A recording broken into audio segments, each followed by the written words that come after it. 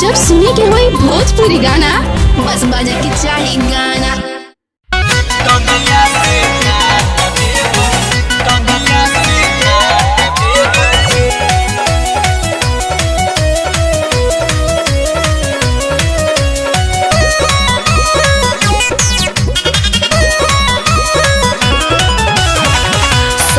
के बीमारी तो दिमाग से हटाइले तोरे हियौ तोरे रहबौ कीड़िया खियाइले। अरे ऐसे काहे करही शक के बीमारी तो दिमाग से हटाइले तोरे हियौ तोरे रहबौ कीड़िया खियाइले। तोरे चीजवा कैसे क्या करो बाँट देबौ रे।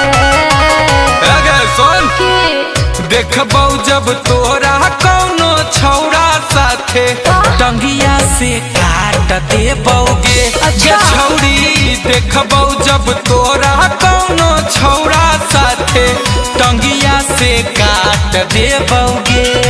तोरा सिवा केकरो नहीं देखे।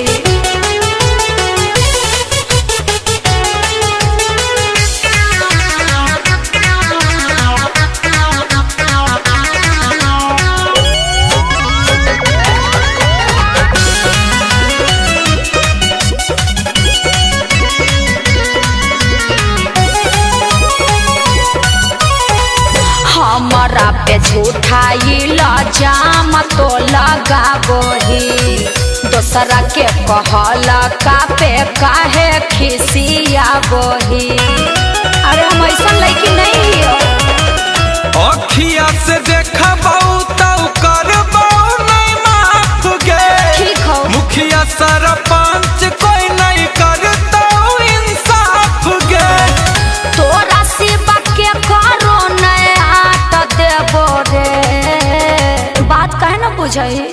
देखबौ जब तोरा कौनो छौरा साथे टंगिया से काट देबौगे। गे छौरी देखबौ जब तोरा कौनो छौरा साथे टंगिया से काट देबौगे। टंगिया से काट देबौ, टंगिया से काट देबौगे।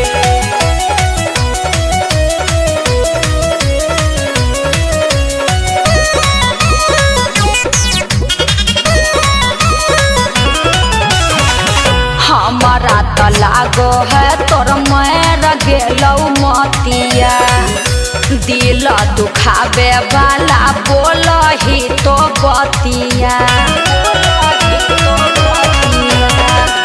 तनियो जो देखबौ लागल तोरा में खरोच गे। जान से मरई ही छौरी अभी एले सोच गे।